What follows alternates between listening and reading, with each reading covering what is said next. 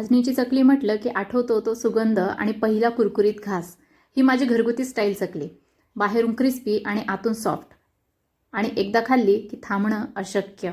तर चला पाहूया पूर्ण रेसिपी अगदी परफेक्ट चकलीसाठी। तर इथे मी 1 किलो भाजणीसाठी अर्धा किलो सुरती कोलम तांदूळ घेतला होता, 200 ग्रॅम चण्याची डाळ, 100 ग्रॅम उडदाची डाळ आणि 100 ग्रॅम मुगाची डाळ घेतली होती। तर उडदाची आणि मुगाची डाळ मी एकत्र करून घेतली होती।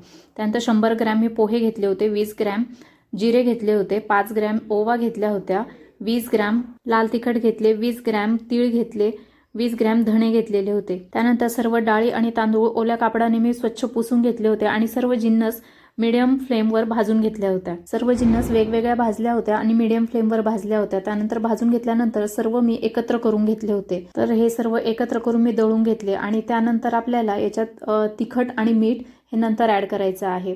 दळून घेतल्यानंतर त्याच्यामध्ये अर्धी वाटी तुपाचं मी मोहन घातलेलं आहे आणि ते छान मिक्स करून घेतलं आहे। आणि त्यानंतर मग चवीपुरता मीठ आणि जी 20 ग्रॅम चिली पावडर किंवा तिखट आपण घेतलं होतं ते त्यात मिक्स करून मी ते अगदी कडक असं कणिक मळून घेतलं होतं। घट्ट असं कणिक मळून घेतल्यानंतर अर्धा तास त्याला रेस्ट टाइम द्यायचा आहे आणि त्यानंतर मग ते सर्व गोळे करून आपल्याला साच्यामध्ये भरून घ्यायचे आहेत। आणि साच्यामध्ये भरल्यानंतर मग आपण हळूहळू त्याच्या चकल्या करून फक्त त्यांचे टोकं व्यवस्थित चिपकवून घ्यायचे आणि चकली केल्यानंतर ते गरम तेलात जेव्हा आपण टाकतो तर तेलही आपलं अगदी मंद आचेवर आपल्याला गरम करायचं आहे। अगदी गरम तेलात ते आपल्याला टाकायचं नाही, कारण अगदी गरम तेलात जर आपण टाकले तर वरची लेअर ही अगदी कडक होते आणि आतून मात्र आपल्या चकल्या खूप सॉफ्ट होऊन जातात आणि मग त्यानंतर नरम पडतात। म्हणून मंद आचेवर त्यांना तळून घ्यायचे आणि भिजवताना पाणी मात्र त्याच्यात गरम करून ॲड करायचं आहे।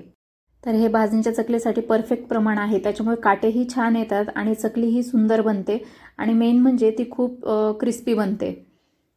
चकलीच्या आधी मी बालुशाहीसुद्धा बनवून घेतलेली होती। तर बालुशाहीची रेसिपी पाहिजे असेल तर खाली कॉमेंट करा आणि व्हिडिओ आवडला असेल तर लाईक आणि शेअर करा आणि चॅनलवर नवीन असाल तर सबस्क्राईब करायला मात्र विसरू नका। भेटूया नेक्स्ट व्हिडिओमध्ये। Till then bye bye.